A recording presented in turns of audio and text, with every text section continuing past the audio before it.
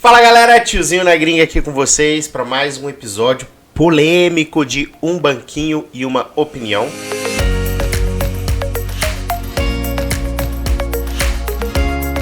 E hoje realmente vai ser um episódio polêmico, como sempre não tem respostas certas ou respostas erradas, porque não temos respostas ainda, temos correntes filosóficas e pensamentos diferentes, mas hoje nós vamos falar sobre o estado de bem-estar social, que basicamente passa pelo até onde o governo deve ajudar o povo, qual o papel do governo, o que o governo pode fazer, o que o governo não pode fazer, o que o governo deve fazer, o que o governo não deve fazer.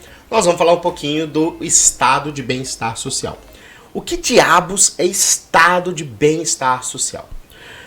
Muito bem, eu sei que muita gente na política hoje gosta de falar que o mundo tá acabando, que o mundo tá... Nunca o mundo foi tão bom igual é atualmente. Não se enganem. Eu sei que a gente está passando um 2020, 2021 terríveis com a pandemia e realmente isso está dando um baque forte na nossa estrutura social e muita gente está entrando na pobreza. Mas se você olhar, por exemplo, a queda da pobreza ela é contínua ao longo dos anos, o estado de bem-estar social ele é crescente ao longo dos anos, o suporte que a sociedade dá para o indivíduo ela é crescente nos últimos anos. Então hoje uma pessoa ela é muito mais amparada pelo coletivo do que ela era 50 anos atrás, do que ela era 100 anos atrás, do que ela era 300 anos atrás. Então nunca a gente viveu um estado tão próspero, um mundo tão próspero igual a gente está vivendo hoje. E um dos elementos disso, por mais que os liberais odeiem, é o estado de bem-estar social. O que é isso? Muito bem. O estado de bem-estar social, primeiro a gente vai tentar entender um pouquinho o que é estado. Lembrando sempre que eu falo como se a gente estivesse num papo de leigo, um papo de boteco, para a gente trazer conceitos que são muito mais complexos e que você precisa de vários livros para realmente entender e vários, vamos falar assim, diálogos e discussões para realmente entender, mas para tentar trazer um papo quase que socrático. Se a gente tivesse mais troca aqui, poderia ser feito assim. Mas tentar trazer em termos leigos. Então, primeiro é o papel do Estado. Se a gente imaginar há 300 anos atrás, quando você tinha lá os estados, os déspotas esclarecidos, o rei sou eu, o sol sou eu sou o sol, eu sou o Estado. O Estado nada mais era do que o rei e é um bando de gente servindo ao rei. E tudo que ele falava era para ser, vamos falar assim, obedecido. Então a população existia para servir ao rei, servir ao faraó há 4.000 anos, servir ao imperador lá na China, o que é que seja. Isso acabou mudando muito com o surgimento das repúblicas, depois da Revolução Francesa, que realmente foi, acho que um dos principais marcos ou trocas aí da história, que termina ali, começa o nosso regime, termina a Idade Média, começa a Idade Moderna e começa a Idade Contemporânea. E realmente o impacto da Revolução Francesa é muito maior do que o impacto da Segunda Guerra Mundial, o impacto da queda das Torres Gêmeas, que também são coisas que mudaram muito a dinâmica social, mas todos vêm desse momento em que começam a surgir as repúblicas, começa a surgir um conceito de liberdade, igualdade e fraternidade. Apesar de que eles são muito antagônicos, principalmente liberdade e igualdade, eles não convivem. Isso é a principal briga hoje do capitalismo versus socialismo, do direita versus esquerda, do estado de bem-estar social, do estado liberal. É igualdade e liberdade, onde você dosa, onde o indivíduo vai ter mais liberdade para poder ter arma, para poder usar drogas, para poder fazer aborto, para poder, vender um rim, onde o Estado vai atuar mais e falar, não, as pessoas têm que ter as mesmas oportunidades, as mesmas igualdades, todo mundo tem que ser tratado igual e parará. Eu vou tolir a sua liberdade em prol de uma igualdade e aí vai. Mas essa também é discussão para outro vídeo. Então o Estado ele passa a ter um papel diferente, que é um papel de organizar a sociedade. Então não é mais para servir um rei, é realmente para botar a sociedade para existir, coexistir. Então não acho que Estado é uma coisa que existe há milhões de anos. Não, o Estado do jeito que a gente entende tem lá seus 200 anos. O advento das repúblicas. E aí você começa a falar, o que o Estado é obrigado a dar para o cidadão? Tudo? Nada? Alguma coisa entre os dois, certo? No Brasil, como na maioria dos países, o que o Estado dá ou deixa de dar está descrito na Constituição. Então no Brasil o Estado é obrigado a dar saúde, apesar dele não definir o que é saúde, e às vezes até é estranho, né? Porque ninguém dá saúde. Desculpa falar isso, mas não tem como dar saúde. Eu posso cuidar da minha saúde, mas o Estado não vai me deixar ser imortal. Um dia eu vou morrer. E o Estado não pode fazer nada. Não pode passar uma lei e falar assim, você está proibido de morrer porque a Constituição fala que você tem direito à saúde. Mas o Estado, em teoria, é quem tem a obrigação de prover saúde. No Brasil, nos Estados Unidos é diferente, no Canadá é diferente, na Inglaterra é diferente. Mas no Brasil o Estado é obrigado a prover saúde. Educação, previdência social, aposentadoria. Então existe o seguro-desemprego. Então existe um conjunto de fatores em que o Estado se compromete com a sociedade de que ele vai prover. Mas não se esqueça, o Estado não gera valor. Então nós, seres humaninhos, indivíduos, trabalhamos, pagamos os nossos impostos, elegemos pessoas e essas pessoas definem, trabalham para nós, o que o Estado vai devolver. Então é como se todo mundo, todo mês, botasse um dinheirinho dentro de uma caixinha. Essa caixinha se chama Estado. E essa caixinha pode ser usada para algumas coisas. Então, perdi meu emprego. Eu posso ir lá e tirar um pouco de dinheiro da caixinha, o seguro-desemprego. Aposentei. Tô velho, não consigo mais trabalhar. Posso ir lá e tirar um dinheiro da caixinha. Tô doente. Preciso fazer uma operação. Posso ir lá e posso tirar um pouco de dinheiro da caixinha. Tem aqui 3 filhos, precisa educar os moleques. Pode ir lá e pode tirar um dinheiro da caixinha. Então, dentro do estado de bem-estar social, no caso do Brasil, que estou dando exemplo, essas são algumas das coisas que a gente pode tirar de lá. Nos Estados Unidos, por exemplo, se eu falar assim, tô doente, preciso ir no hospital, quero tirar da caixinha, até um certo tempo atrás, o governo falava, não, você não pode tirar da caixinha. O combinado, o que está na Constituição, a saúde não está incluso. Você tem que pagar por conta própria, você tem que ter teu plano de saúde. É por isso que os Estados Unidos é um lixo, e a saúde é caótica, as pessoas morrem de fome. Isso não é verdade, galera. Isso é muito narrativa, tem um fundinho de verdade, mas é muito mais narrativa. Vamos também fazer um vídeo falar do sistema de saúde, comparando entre países. Mas sim, é um problema grave nos Estados Unidos, mas não é tão grave igual o pessoal pinta lá fora. Tem muita coisa pior acontecendo em outros países do que, por exemplo, a saúde americana. Mas, durante o governo Obama, o Obama criou o Obamacare, que é o governo falando, peraí, galera, para. Nós, como Estado, vamos ajudar as pessoas também na saúde. Então, o Obama ele aumentou o bem-estar social, incluindo saúde, no pacote que o Estado garante ao cidadão. Se você olhar o contrário, um Estado mais individualista, o Estado basicamente ele só organiza as coisas. Ele vai organizar que os hospitais não te enfiem a faca, não sejam um monopólio, não façam cartel, abre uma livre concorrência entre médicos e deixa que o próprio sistema se regule. Em condições naturais de temperatura e pressão, no vácuo, parará, como a gente gosta de falar na física, funcionaria perfeitamente. Na realidade, a gente sabe que existe corrupção, a gente sabe que não existe sistema perfeito de livre mercado, vai existir monopólio, vai existir tráfico de influência, vai existir. Então fica muito difícil. E aí o papel do Estado para essas funções essenciais começa a parecer que faz sentido. Quem sabe meu posicionamento, tem um vídeo que mostra meu posicionamento de direita e esquerda, eu sou bem em cima do muro, entre individualismo e presença do Estado. Tem gente que é mais individualista, tem gente que é mais presença do Estado. Uma tabelinha, coloca aí na tabela para nós, Paulinho. Essa tabelinha ajuda bastante, pessoal, vocês a entenderem algumas diferenças entre o que a gente poderia falar de um estado de bem-estar social pleno ou estado liberal. Então, o estado de bem-estar social, o governo ele vai te controlar bastante. Então, por exemplo, ele vai te dar muita saúde, mas ele também vai querer controlar o que você come. Estou extrapolando os dois lados, tá, galera? Extrapolando ao máximo. O Estado liberal, não. O cara, você quer comer bacon, quer fumar, quer fazer bang jump, faz o que você quiser, mas na hora que você se der mal, você paga a sua conta. O Estado de bem-estar social, não. Ele vai falar, você tem que fazer uma caminhada, você tem que fazer um exercício, vamos determinar o que você come na escola, mas se você tiver algum BO, o Estado cuida. Então ele vai muito disso. Alguns teóricos que você pode ler dos dois lados, que eu gosto bastante. Número 1, bem-estar social, economia com forte presença do Estado e Keynes. Tá? E está muito em voga falar de Keynes atualmente por conta da pandemia, que foi um momento em que o Estado está atuando muito. Tem gente que acha que as organizações privadas se mostraram inúteis na pandemia, tem gente que está usando a pandemia para falar, olha como é importante ter Estado e intervenção do Estado. De novo, eu gosto de jogar pulga atrás da orelha, as 4 principais vacinas do mundo hoje foram feitas por grana privada, majoritariamente. Tem um gráfico disso também, a gente pode até discutir isso também em outro vídeo. Para quem gosta de Estado liberal, a gente fala muito de Locke, John Locke e Hayek. E eu particularmente acho o Hayek um cara brilhante. Acho que qualquer pessoa que fala de economia, sociologia, mesmo filosofia, tem que ler o Hayek. Não tem como você querer realmente discutir sério qualquer um desses temas sem ler esse cara. Não tem como.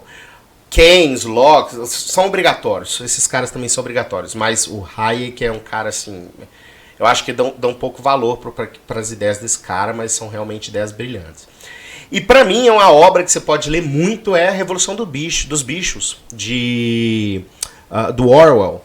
Na verdade, você pode até ler o 1984, que é o Big Brother. O Big Brother vai mostrar o que é o estado de bem-estar social ao máximo. Admirável Mundo Novo também, do Huxley. Sabe, é o Estado controlando tudo. Existe um sistema onde tudo funciona, onde tudo é, entre aspas, perfeito, mas não existe liberdade. Tudo é controlado pelo Estado. E a Revolução dos Bichos, ela mostra muito... é bem engraçado, porque realmente mostra o ambiente de uma fazenda, e os porcos começam a controlar o sistema, e isso é escalonado, de um momento onde existe uma plena liberdade, e eles vão dando benefícios aos agentes do Estado e aos cidadãos, há um momento em que existe um controle total do Estado sobre os cidadãos, e eles proveem o que o Estado acredita que é bom para o cidadão. Então, são livros aí bem legais de se ler para sempre estar questionando até onde vai o bem-estar social e até onde deveria ser mais o indivíduo mesmo, tendo a liberdade para fazer suas escolhas. Daniel, o Brasil é um país de bem-estar social ou não? É. Principalmente se você comparar o quanto a gente gasta com isso, comparar com outros países, comparar o que a gente garante na Constituição e comparar o que é feito na prática. Então é muito comum, por exemplo, em cidades pequenas, a pessoa tem um câncer, o SUS não cobre, então em teoria não é algo que está dentro do rol de bem-estar social, porque ele quer fazer... O SUS tem suas falhas, mas o SUS também tem muita coisa boa. E aí o SUS vira e fala, olha, esse tratamento que você quer fazer aí com chá de boldo e óleo de orégano e cloroquina, isso não é um tratamento previsto pela medicina, então o SUS não cobre.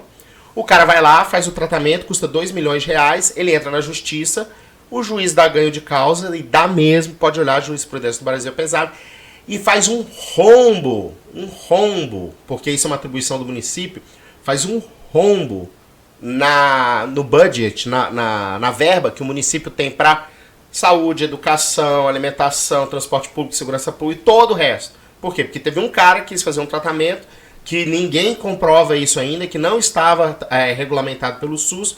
O juiz vai lá, sem querer saber com o executivo, que se foda, tá escrito na Constituição, saúde tem que dar, o cara fez ali um xamanismo, pode pagar, paga os 2 milhões pro cara.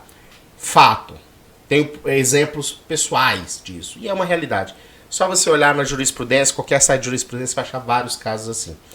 Isso é um exemplo de como a Constituição garantindo uma saúde faz com que toda uma, vamos falar assim, uma saúde realmente pensada, como engenharia, como uma saúde preventiva, que a gente sabe que é muito mais barata, tem muito mais eficácia, simplesmente vai por água abaixo, porque agora o prefeito não tem mais dinheiro para fazer um programa de boa alimentação, ou fazer um programa de exercício, ou o que quer que seja, porque teve um cara que foi lá e fez um tratamento que ele quis, porque ele estava tal, muito provavelmente esse cara morreu, que era um câncer já avançado, geralmente é assim que funciona, simplesmente sugou os cofres públicos para fazer algo individual.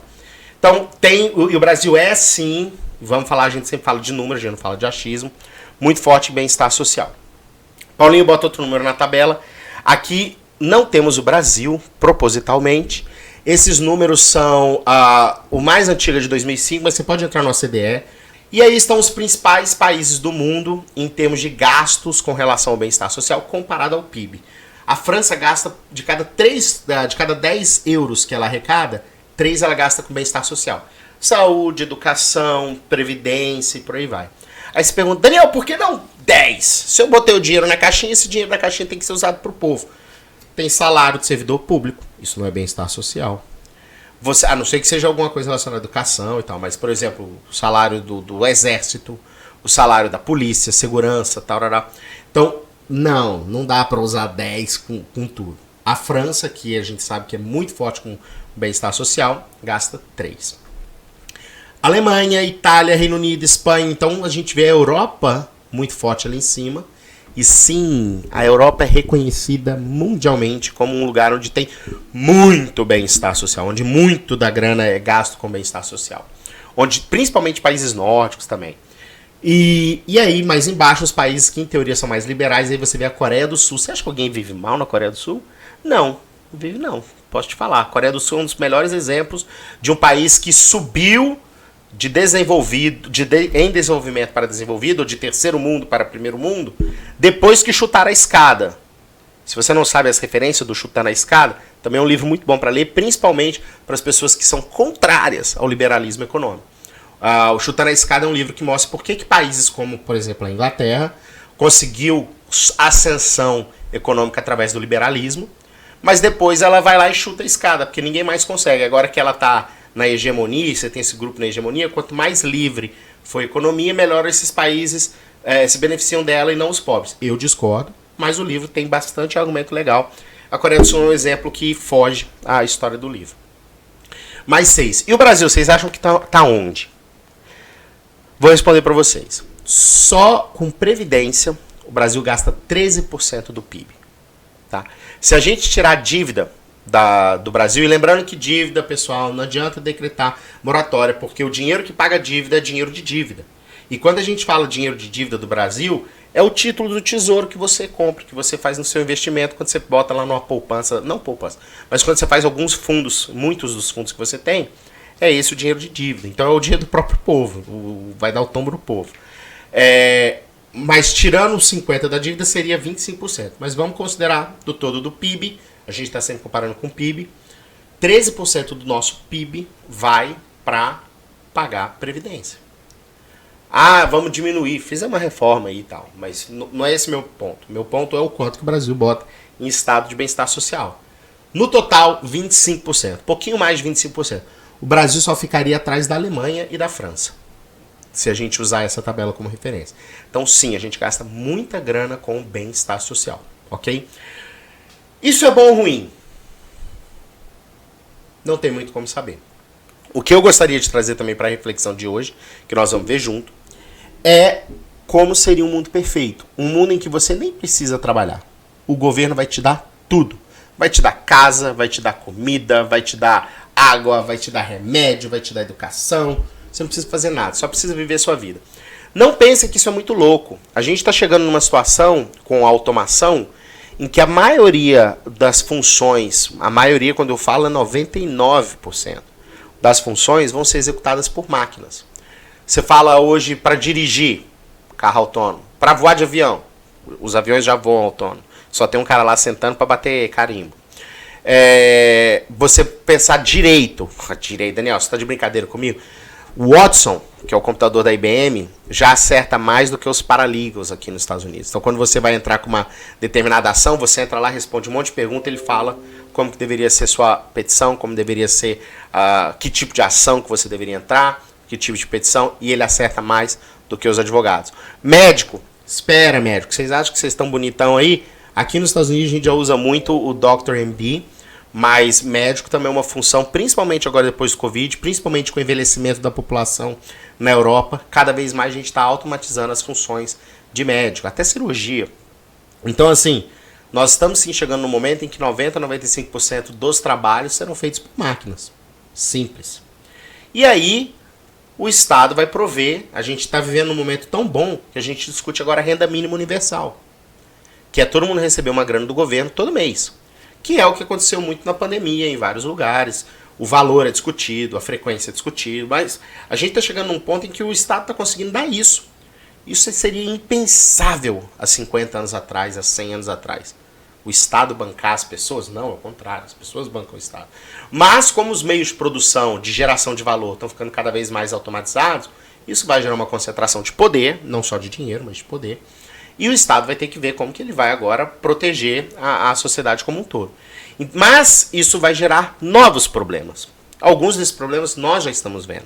A pandemia mostrou isso, e antes na Europa também a gente conhece vários casos, né? São pessoas que hoje é preferível ficar em casa fazendo nada do que realmente não trabalhar.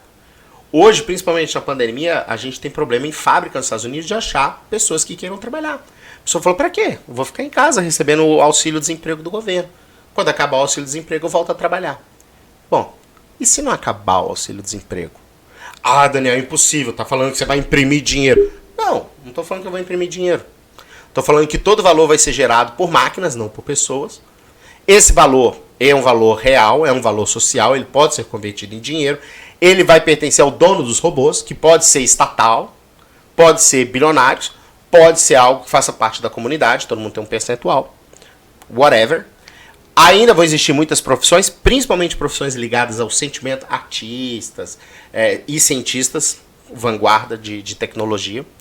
E essas pessoas vão pagar impostos que serão usados para subsidiar toda a civilização. Será que isso é bom para nossa cabeça? Será que se a gente não tivesse mais que trabalhar e o governo desse tudo pra gente, seria bom? Essa é uma boa coisa de se pensar, né?